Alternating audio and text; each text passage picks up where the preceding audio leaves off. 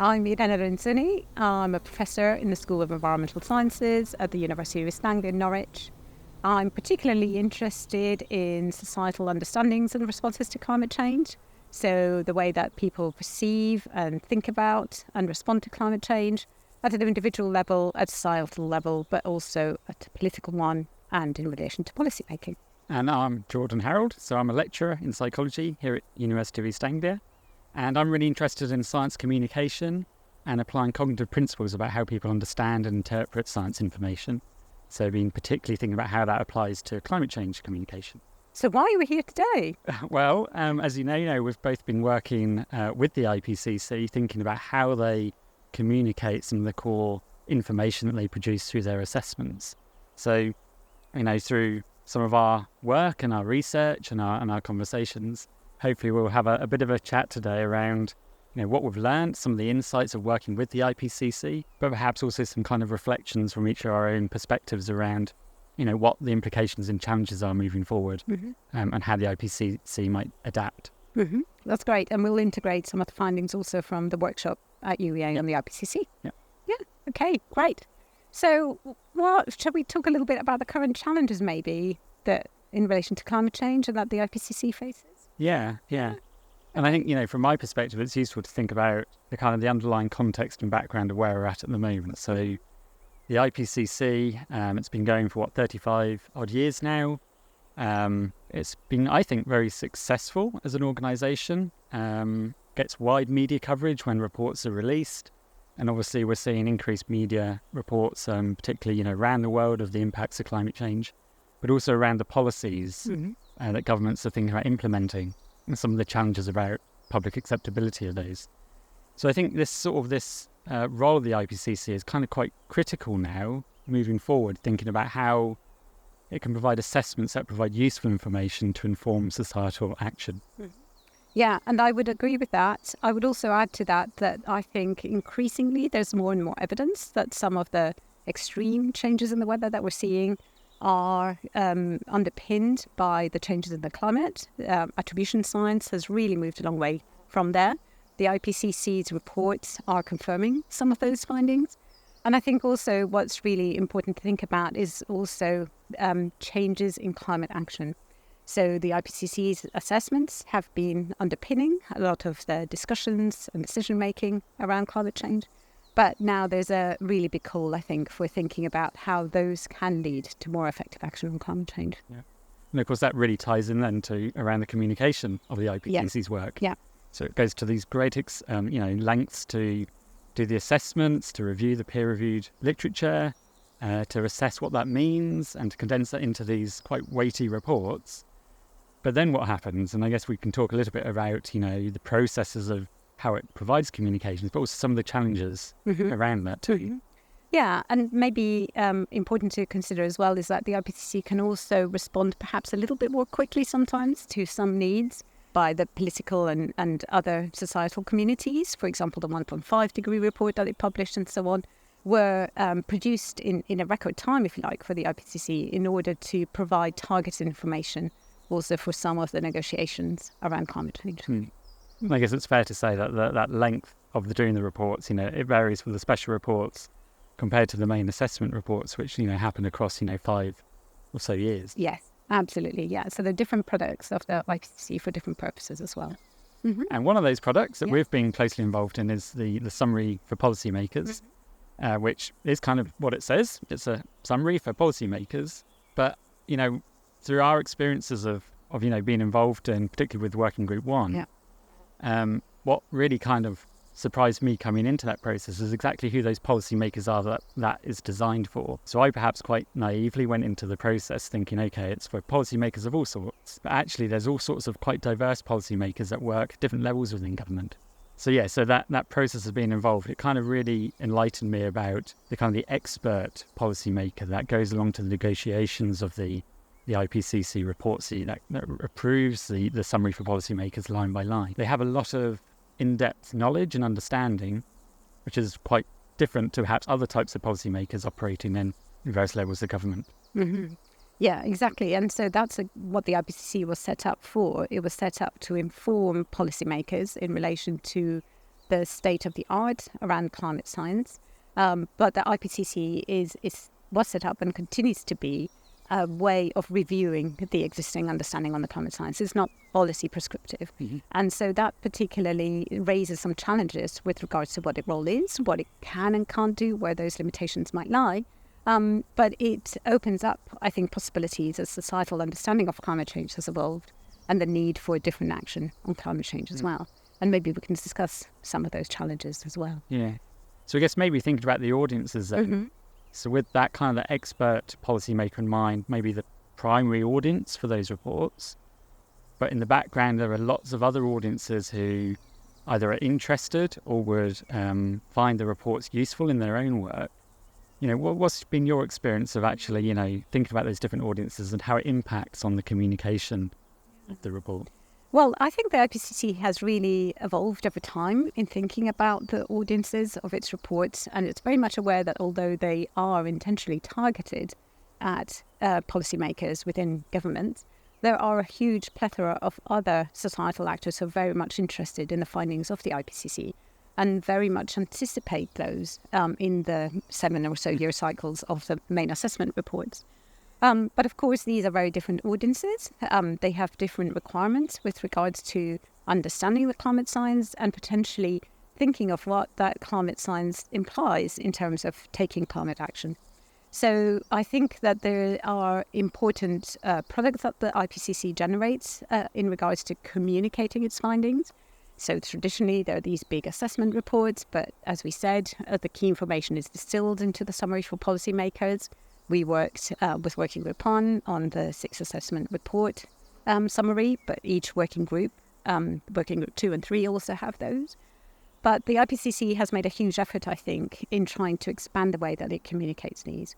So there are, for example, PowerPoint slides that are available with explanations of what the key messages are.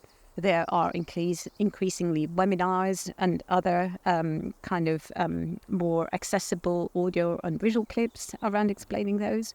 There are some interactive elements. So this year, but this 6th assessment report, Working Group on, had an interactive atlas, for example, which allowed some of the audiences to look at some data in a more interactive and kind of more detailed way. But I think a lot of other groups in society will look at some of those reports and then think about how they can distill those key messages in ways that can be better understood by other groups and other audiences. So often we find interpretations, if you like, or translations of the IPCC findings in other visual ways, targeted, for example, at youth groups or targeted at other kind of groups that wouldn't necessarily have that in-depth knowledge or understanding of the climate science. So it's important to distinguish what the IPCC itself produces, but then how that is used and communicated much more widely. And of course, social media as well.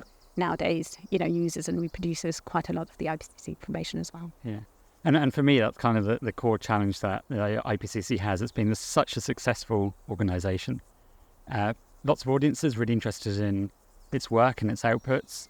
It has this central product, the summary for policymakers. Some other things around that, things like the press releases, the slide kits that you mentioned, social media and so on.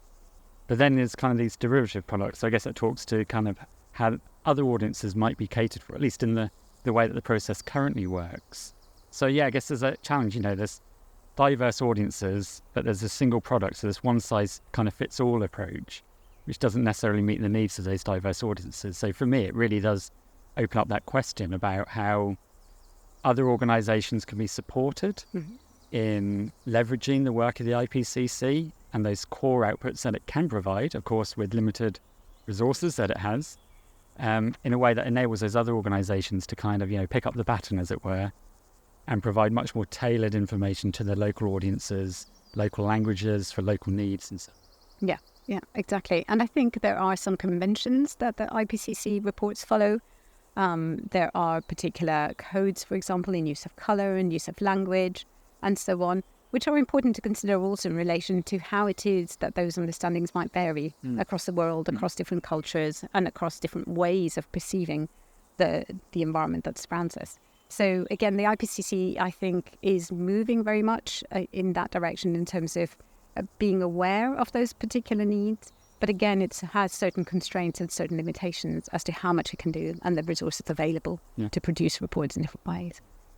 I suppose that's some way where our expertise was drawn on for the sixth assessment report, thinking about particularly the visual elements in the reports.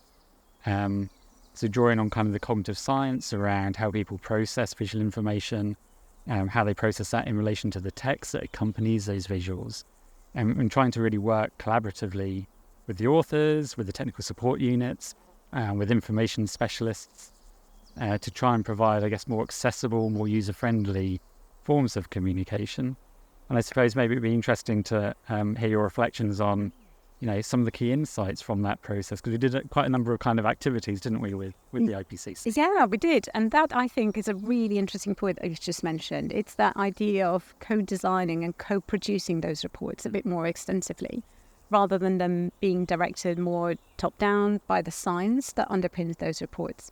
So I think the work that we did, in conjunction with the technical support unit of Working Group 1 and with information designers and so on, was focused on trying to understand what the key messages were that should be key and represented very clearly in each of those visuals, how that would be communicated through a very clear messaging through text, but also in which way those cognitive principles could be applied by creating visuals that would be less cluttered, that would be a little bit simpler and more clearly defined, in order to guide the reader and also the eye of the reader to encapsulating and understanding that key information contained within the visuals.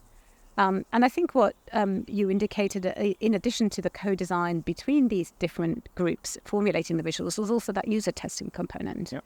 I think it was really key to try out those visuals with those who ideally would be using them, the government officials and the government representatives who ideally would take away this report and then potentially take action on it. So through that user testing, we got a real sense of what worked and what didn't work, and we were able to kind of refine those visuals in that way. And I think then the ultimate user testing happened when the SPM was being considered in a plenary way by all those governments who were interested in eventually getting approval for it. Yeah, and I think in many ways that was quite a novel aspect to the IPCC's process, introducing that kind of that iterative feedback and testing of those visual elements during the drafting process of the report. And I guess that, really aligns in terms of that MADE principle that we has come out from our collaborative work, where the M stands for the message, making sure that it's really clear that the key message that a producer of information wants to communicate is really front and center of mind when designing a visual. And we've got the A for the audience. Of course, we've talked a bit about that today in terms of the diverse audiences, but trying to make sure that those views and perspectives are brought into the design process. Really important, the D, the design elements. This is where kind of the cognitive psychology about how people process visual information is really important. Thinking about the types of graph formats that people are familiar with, types of colours, how they understand relationships between text and visual and so on. And then really crucially, and this really stood out for me as kind of quite an innovative aspect of our work with the IPCC, is around E, which is the evaluation. So that user testing with the audiences to feed back into the design process and ensure that those views are actually informing the iterative design of the figures. And for me, one of the key elements from that user testing were some of the interviews that we did with the policymakers. So I remember, some of the insights from that really highlighting that they have a kind of a perspective on what they want from the figures for the approval of the report. But then there's a whole other life and a whole other side to it being about how they reuse those materials. And for me, that really opened up sort of insights about how you can make visuals that are adaptable for different contexts and purposes that the policymakers, take when they go back to their governments and reuse them in different ways. And I think the other thing that really stood out for me was around, perhaps not surprisingly, that interest in regional information. So they're keen to find, from their own perspective of the country that they're coming from, where's the information about their location, what are the implications for them.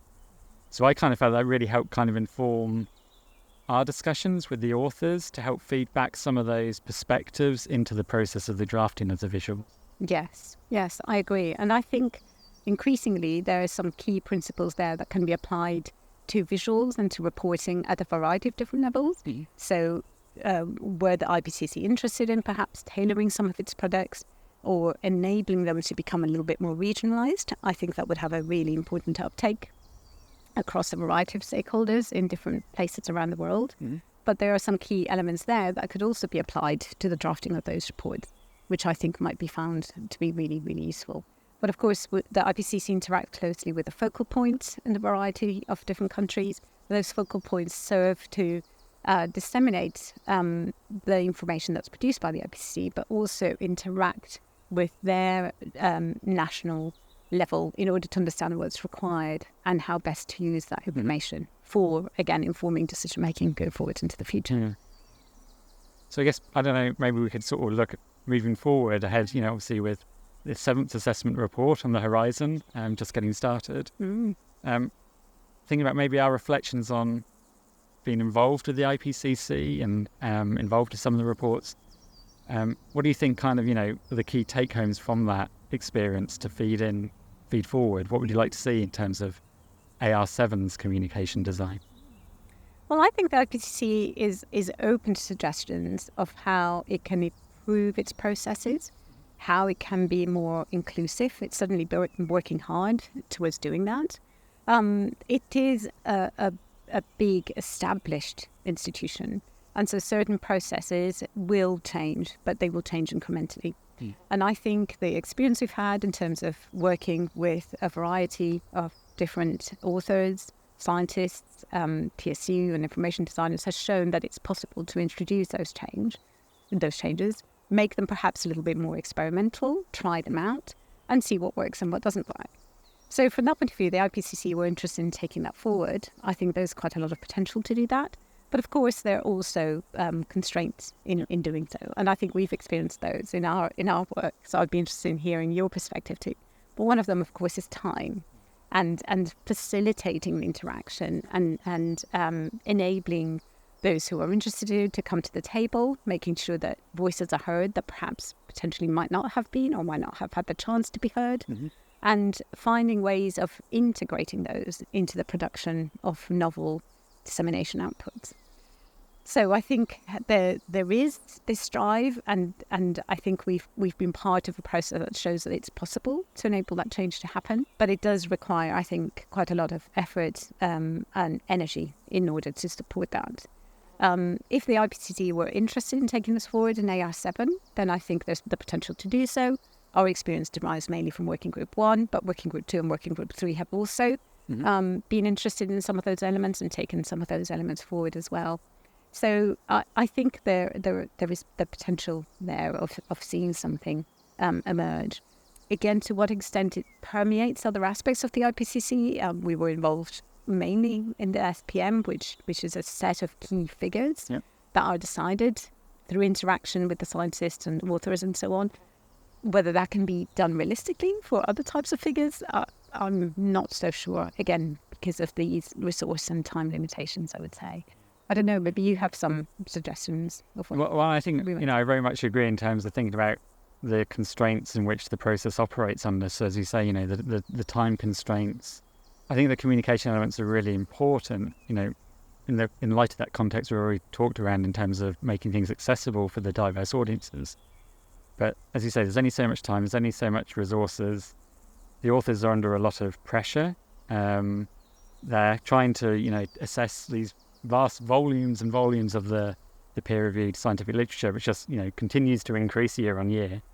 So they have a big challenge as it is. And I think layering in extra things on top of that does involve an extra level of maybe challenge in terms of fitting that in around the process. I think the outputs are valuable. I think it was a very worthwhile exercise. But I think as the IPCC continues to get calls to do more around communication, it's going to add to that. So I think for me is how the IPCC can be supported to kind of complement what it's doing, to iterate and evolve its communication in a way that keeps it manageable. And I think, thinking back to the fifth assessment report where the headline key statements, key messages were distilled and then published on sort of a 2-pager, I thought that was a really nice example where it was a fairly straightforward iteration of what would come before to improve the communication. And I kind of see our work around the visuals being the same sort of thing. There was a need identified that a lot of the visuals before were quite difficult for different audiences to understand. And we've actually been able to go into that process along with other experts to help, think about reflections on how audiences might understand them and where changes can be made during that process. So I think it's kind of trying to look at where the opportunities are for the 7th assessment report. What other things can we build on in a manageable way that complement and maybe address some of the challenges? But I think it's quite difficult to sort of completely reimagine or revisualize, what that communication looks like just under, in terms of the nature of the organisation, the scale of which the process operates. I agree. I agree with you. And I think perhaps there's going to be a greater role for some of the national organisations that the IPCC interacts with in the future in terms of assisting or supporting the IPCC in terms of its communications then nationally. So it might be that the IPCC creates a different kind of relationship with the way that its information is disseminated and the structures or the formats in which that dissemination occurs as well. So I think that already occurs, but it's much more piecemeal. It's really very different. There's not that much research, in my view, that kind of indicates how it occurs, what's potentially most useful or has the greatest uptake. And so maybe that could be an area of research that could be considered in a little bit more detail and could be analysed going forwards in order to then create that interaction and that much closer relationship between some of the IPCC outputs and then what's useful much more widely. Yeah. And of course, some of the challenge of that in terms of reaching those diverse audiences and engaging with them, I think there's appetite from those audiences to contribute, but then goes back to that problem of scale and how you integrate all these viewpoints into the process and keep that manageable. And, that was one of the reflections from the AR6 reports we're involved in is, there are kind of limited windows of opportunity as the report's being drafted to actually get some of those opportunities to evaluate and hear from the audiences about, what they think about the visuals. So I think that's for me kind of one of the key challenges. How do you reach out to wider audiences while keeping it manageable? And especially under the context of the drafting process, the reports are still confidential until they're actually publicly available. So that perhaps in some ways provides a bit of a constraint on who you might go out to test some of these visuals. And so it might be a process that occurs then in several stages with the aid of, for example, advisory bodies within different governments, with the focal points, with maybe key stakeholder representatives who are then able, once the IPCC reports are published, to then take on some of those roles in terms of communicating perhaps some of those key messages that are seen to be key in order to implement some of the actions required in those specific localities.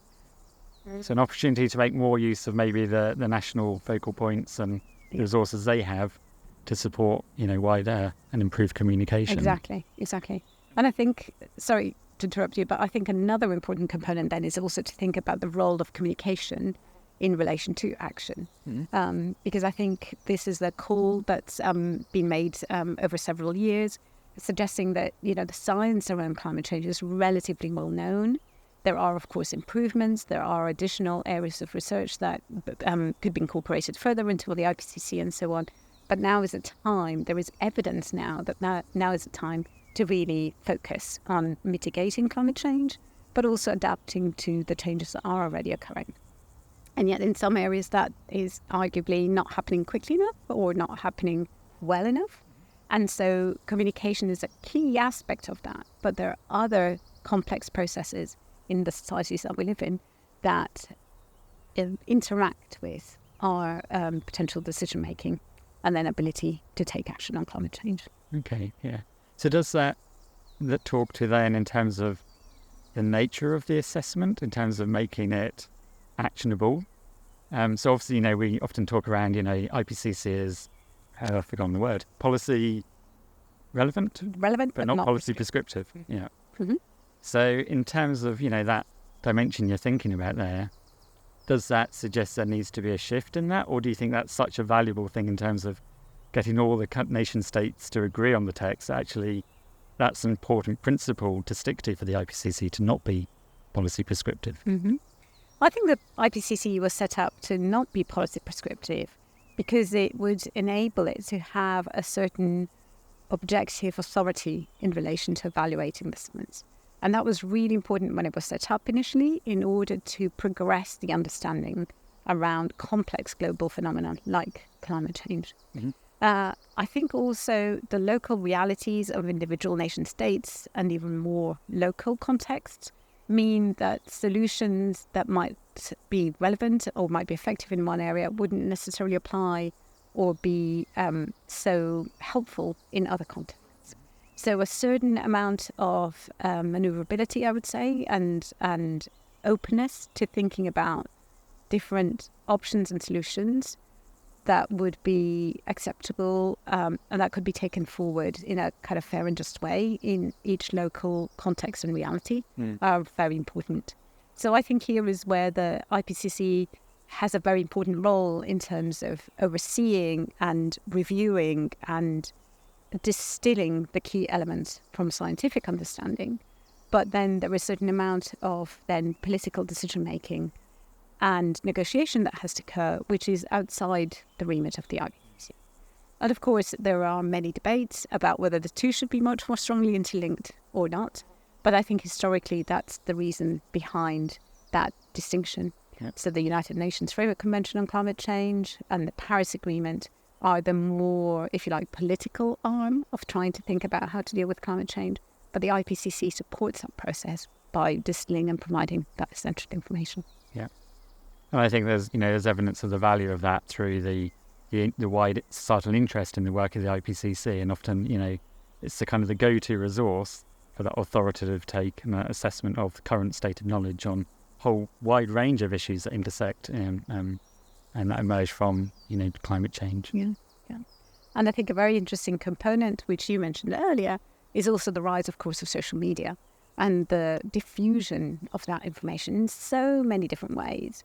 And again, it might be that the IPCC products are more widely known. We're not really quite sure about that. But whether people would attribute those to the IPCC and recognise the IPCC as one of the main sources of the production of that information is a really interesting question. So the changes, the really quick pace of change in which communication has occurred over the past years is also, I think, one of the challenges that the IPCC is facing. That reminds me, actually, when we interviewed some of the policymakers involved in approving the reports, another thing they mentioned was in terms of opportunities for making more use of digital tools to support communication. So I guess sort of social media is one element of that. And as you mentioned before, there's sort of this exploration into things like the digital atlas that Working Group 1 provided. But I wonder whether there's perhaps more scope to think about that. I know there have been conversations about the role of AI in terms of trying to make sort of relevant information more immediately accessible to people who have maybe a specific question about what the IPCC says on a particular topic. So I don't know, do you have any thoughts around kind of the digital opportunities moving forward?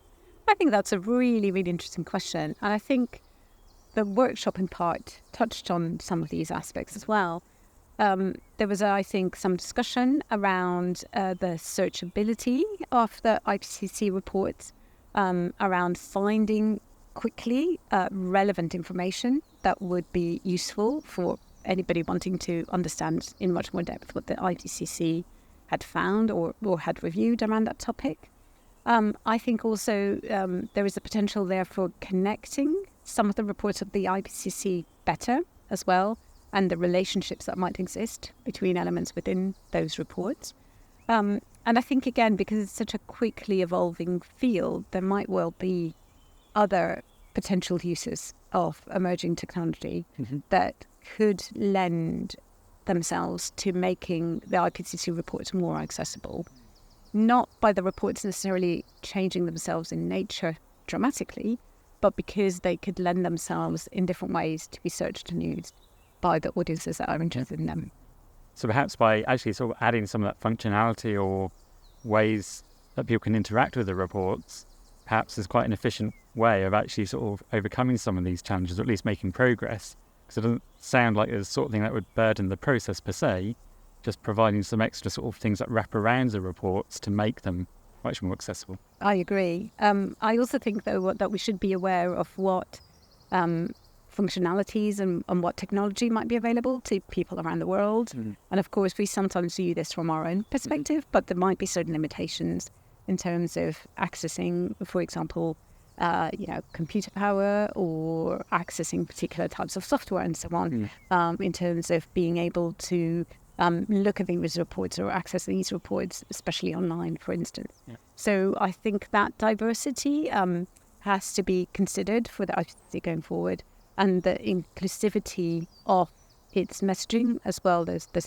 dissemination is going to be really important as well. If it is to retain, if you like, that role, I think the IPCC is also very much aware that there are very much different understandings on local levels around climate change. There is interaction with climate change in different ways. Quite a lot of researchers are showing that now, for example, even in the UK. And so at taking that into account, as well as the more high-level work that it does, I think it's going to be really important. Mm-hmm. So now that we've spoken about lots of different elements around the IPCC, its challenges and its future directions, it might be nice to summarise what our discussion has focused on today. So I think we started off with thinking about the role of the IPCC, how it was originally envisaged when it was set up about 35 years ago, how that has evolved over time, but also the challenges that it now faces.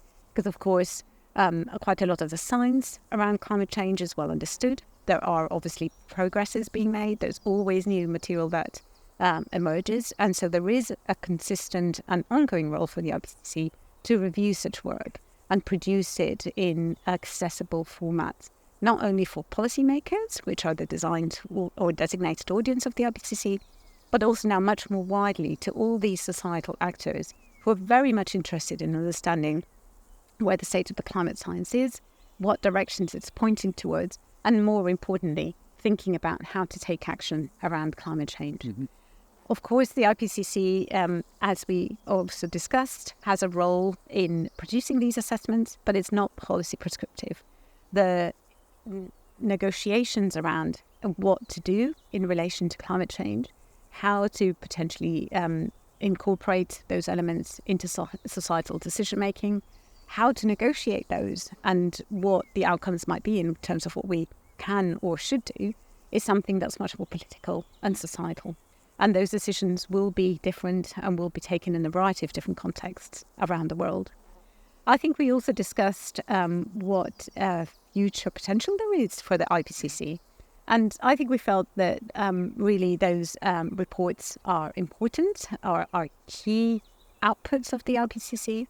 But again, making them more accessible and thinking of how the visuals maybe could be provided, maybe underpinned by more interactive forms of production, could be an interesting component to think about.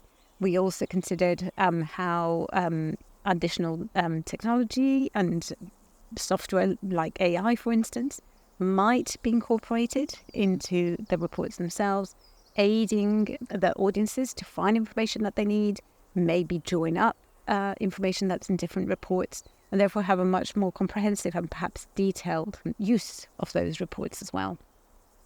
And it seems to me also that one aspect we touched upon was also the way that there are different contexts and cultures around the world which might see or perceive or understand climate change in different ways. And that, again, is something that the IPCC has been aware of, and there have been calls for that to be much more strongly incorporated in the way it operates and become more inclusive in those processes as well.